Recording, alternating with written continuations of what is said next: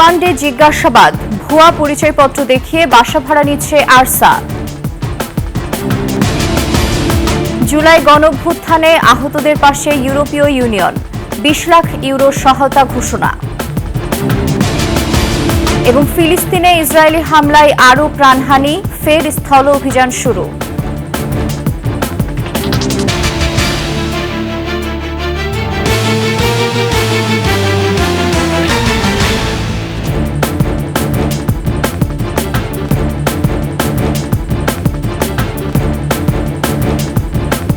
শুনছিলেন সংবাদ শিরোনাম। আমন্ত্রণ 21 সংবাদে, সাথে আছি আমি ফাতিমা ফারজানা নির্জনা। দর্শক, 21 টেলিভিশনের সংবাদ একই সাথে সরাসরি দেখতে পাবেন আমাদের ফেসবুক পেজ www.facebook.com/2124 অনলাইনে। এছাড়া সাবস্ক্রাইব করতে পারেন www.youtube.com/@21etv চ্যানেলে। ময়মনসিংহ ও নারায়ণগঞ্জ থেকে গ্রেফতার হয়েছে মিয়ানমারের সশস্ত্র সংগঠন Arakan Rohingya salvation army Archer প্রধান সহ 10 জন। এরপর থেকেই প্রশ্ন উঠেছে, কিভাবে তারা আশ্রয় নিলেন, কেমন ছিল তাদের চলাফেরা।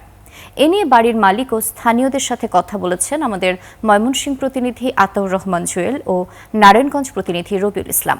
বিস্তারিত দেখুন ডেস্ক রিপোর্টে। রোববার মধ্যরাতে ময়মনসিংহের নতুন বাজার মোড়ের একটি বহুতল ভবন থেকে গ্রেপ্তার হন Arakan Rohingya salvation army Archer 4 সদস্য। এরপর থেকে এলাকায় সৃষ্টি হয় চাঞ্চল্যের, আতঙ্ক ছড়ায় জনমনে। প্রশ্ন ওঠে, কিভাবে আশ্রয় নিলেন তারা? তারা অবশ্যই অপরাধী না হলে তো কাউকে ধরে নেওয়া যাবে না। এটা তো অবশ্যই রিস্কি ব্যাপার ছিল। অস্থিতিশীল পরিস্থিতি সৃষ্টি করার লক্ষ্যেই এই ধরনের নিষিদ্ধ সংগঠনগুলো এখন সোচ্চার হচ্ছে। ভবনটির কেয়ারটেকার জানান, 4 মাস আগে ভুয়া পরিচয়পত্র দেখিয়ে মাসে 20,000 টাকায় ভাড়া নেন। বেসালা দিবন বলে, ঠিক আছে, আমার আব্বা আম্মা থাকবো, আমরা মাদ্রাসা পড়াই টঙ্গী, আমার ছোট ভাই থাকবো, আর বড় যে হুজুর সে বললো আমি মাঝে মাঝে আসা থাকবো। যে আইডি কার্ড দিছে আমাদেরকে সে রয়েছে কোথাও 2-4 দিন গেছে, আবার রয়েছে এরকম। এদিকে নারায়ণগঞ্জের সিদ্ধিরগঞ্জ এলাকায় চট্টগ্রামের মাছ ব্যবসায়ী পরিচয়ে ভূমিপল্লী টাওয়ারে বাসা ভাড়া নেন আরসার প্রধান আতাউল্লাহ আবু আম্মার জুনুনি সহ 6 জন। বাড়ির মালিক জানান, গত বছরের নভেম্বরে অসুস্থতা এবং ঢাকায় ডাক্তার দেখানোর কথা বলে ভাড়া নেন আতাউল্লাহ। এরা সবাই মিলে কইলো মাছ ব্যবসায়ী, ওই যে আমার বললো এমরান নামে একটা আছে হুজুরেরা, এ ভাড়া দিত। প্রতিবেশীরা জানান, নামাজ পড়া, নিত্যপণ্য ক্রয় সহ প্রয়োজনীয় কাজ ছাড়া তারা বাসা থেকে বের হতেন না, বেশি কথাও বলতেন না কারোর সাথে। এখানে কখনো ঘোরাঘুরি বা এখানে একটু 5 মিনিট দাঁড়ানো বা করা কখনোই এটা হয় নাই। আমরা নিজেরা খুব আতঙ্কের ভিতরে এখনো আছি যে কার সাথে আমরা থাকলাম। তারা ডাক্তার কাছে যাইতেছে এটাই বলতেছে। মানুষ 2 জন, আর একটা বাচ্চা আছিল 10-12 বছরের। আতাউল্লাহ সহ সবাইকে জিজ্ঞাসাবাদের জন্য 10 দিনের রিমান্ডে নিয়েছে police. Khurshid Alam, desk report, 21 television. July অভ্যুত্থানে আহত 8,000 ব্যক্তিকে সহায়তা দিতে 20 লাখ ইউরো দিবে ইউরোপীয় ইউনিয়ন। এই প্রকল্পটি পরিচালনা করবে Bangladesh red crescent society. The pathways to healing, a survivor centred approach to address violence and human rights violations প্রকল্পে আহতদের সামাজিক ও আর্থিক স্থিতিশীলতা আনতে অর্থায়ন করছে ইউরোপীয় ইউনিয়ন। বিস্তারিত নাইম আহমেদের ডেস্ক রিপোর্টে। গেল বছর জুলাই ফ্যাসিস্ট সরকারের বিরুদ্ধে অভ্যুত্থানে অংশ নেয় লাখ লাখ ছাত্র জনতা। জাতিসংঘের ফ্যাক্ট ফাইন্ডিং রিপোর্ট অনুসারে অভ্যুত্থানে নিহত হয় 1400 মানুষ, আহত 12,000-এর অধিক। এবার গণ অভ্যুত্থানে আহতদের সহায়তায় 20 লাখ ইউরো সহায়তা দিচ্ছে ইইউ। প্রকল্প বাস্তবায়নে সার্বিক সহায়তা করবে বাংলাদেশের অন্তর্বর্তী সরকার। 2026 সালের অগাস্টের মধ্যে প্রকল্পটি বাস্তবায়ন করতে চায় ইউরোপ ইউনিয়ন। জুলাই আগস্টের সহিংসতায় যারা আহত হয়েছেন তাদের শারীরিক মানসিক উন্নতি ও সুস্থতার জন্য এ প্রকল্প নেওয়া হয়েছে। পাশাপাশি তাদের সামাজিক সংহতি জোরদার ও অর্থনৈতিক স্থিতিশীলতা আনতে এ অর্থ খরচ করা হবে। বাংলাদেশ সরকার ও ইউরোপ ইউনিয়ন যতদিন এ প্রয়োজনীয়তা অনুভব করবে ততদিন এটা অব্যাহত থাকবে বলে জানানো হয়েছে। এছাড়া উপার্জন খাতেও বৈচিত্র্য আনতে সহায়তা করা হবে বলে জানিয়েছে ইউরোপীয় ইউনিয়নের দূতাবাস। ঢাকা, চট্টগ্রাম, খুলনা, রংপুর ও রাজশাহী বিভাগে প্রকল্পটি বাস্তবায়ন করা হবে। ইইউ দূতাবাস জানিয়েছে সরকার ও অন্যান্য অংশীজনের সহায়তায় প্রকল্পের মেয়াদ শেষ হওয়ার পরও এটি অব্যাহত রাখার বিষয়টি নিশ্চিত করা হবে। নাইম আহমেদ, 21 টেলিভিশন। বিমান হামলার পর গাজায় নতুন করে স্থল অভিযান শুরু করেছে ইসরায়েলি বাহিনী।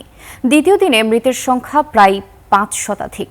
বুধবার মধ্য ও দক্ষিণ গাজা উপত্যকা সহ ফিলিস্তিনকে 2 ভাগে ভাগ করা নেটজারিম করিডোরের উপর ইসরায়েল তাদের আধিপত্য বিস্তার করার জন্য স্থল অভিযান শুরু করেছে। এদিকে ইসরায়েলি বিমান বাহিনীর দ্বিতীয় দিনের বিমান হামলায় কমপক্ষে 48 জন ফিলিস্তিনি নিহত হয়েছে। 2023 সালে হামাস ইসরায়েল সংঘাতের পর যুদ্ধবিরতি আলোচনা চলার মধ্যেই সবচেয়ে বড় হামলা চালায় তেল আবিব। এ বিষয়ে হামাস বলেছে যুদ্ধবিরতি চুক্তির বিপজ্জনক লঙ্ঘন এটি। এদিকে ইসরায়েলের প্রতি ট্রাম্পের সমর্থন ও গাজায় ইসরায়েলি হামলার সমালোচনা করে যুক্তরাষ্ট্রের বিভিন্ন জায়গায় বিক্ষোভ চলছে।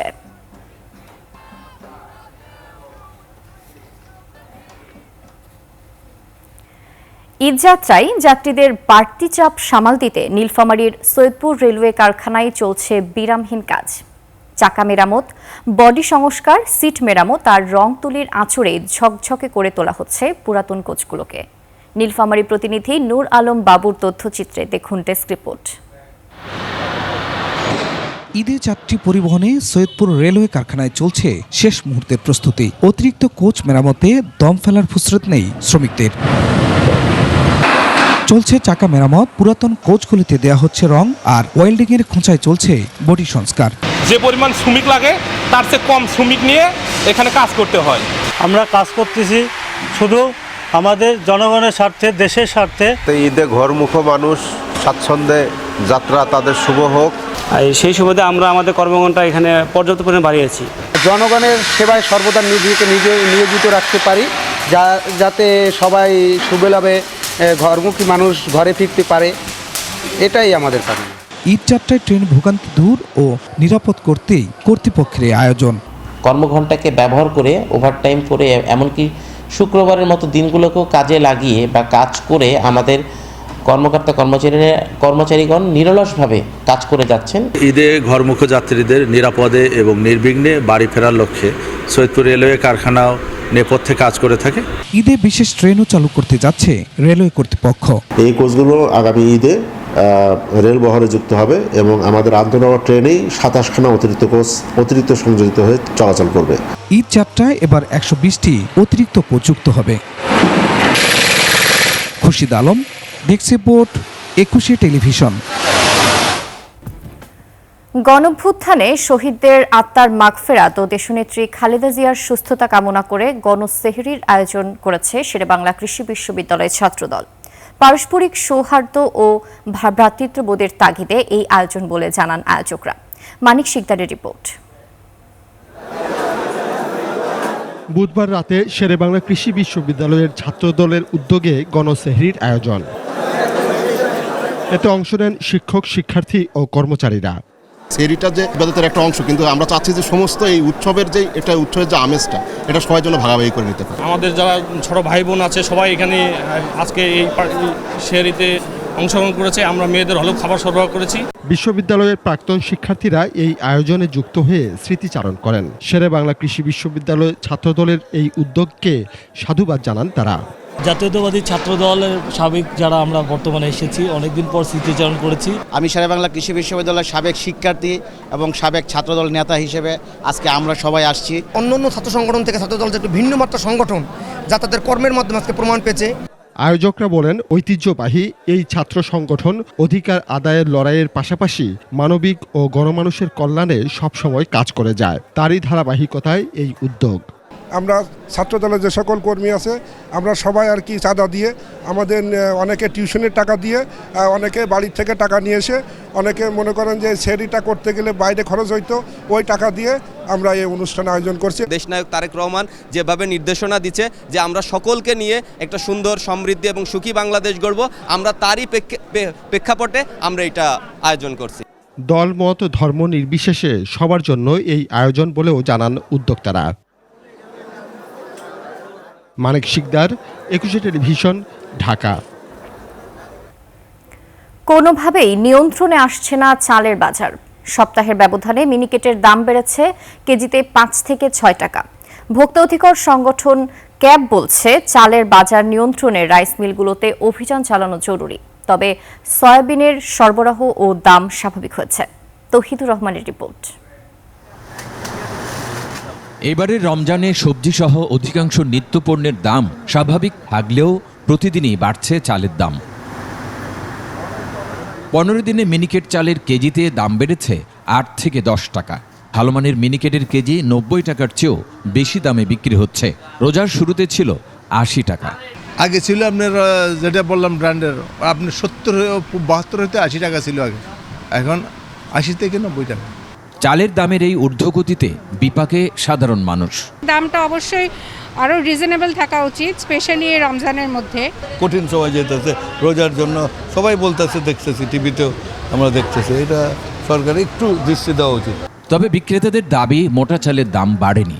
বর্তমান বাজারে ইন্ডিয়ান চাউল আছে দেখে দেশে চাউলের দাম এতটুকু আছে। চালের বাজার স্বাভাবিক করতে সিন্ডিকেটের বিরুদ্ধে কার্যকরী অভিযানের পরামর্শ দিয়েছে ভোক্তাদের সংগঠন ক্যাব।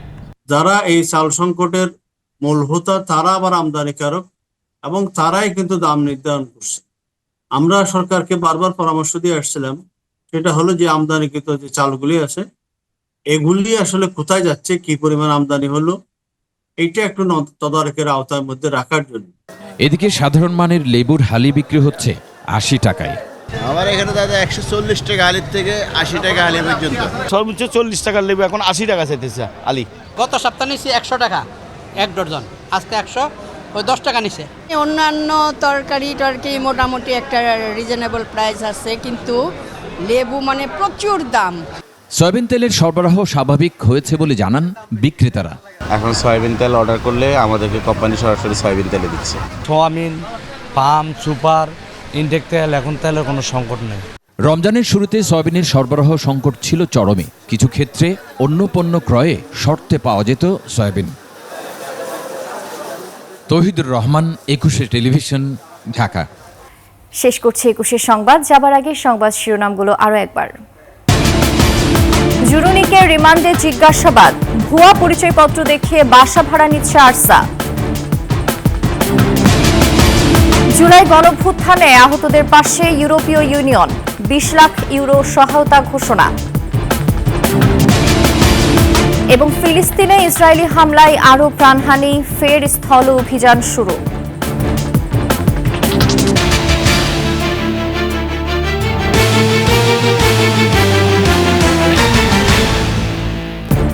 সর্বশেষ সংবাদ জানতে ডায়াল করুন 2021 নম্বরে, আর ভিজিট করুন 21-tv.com ওয়েবসাইটে।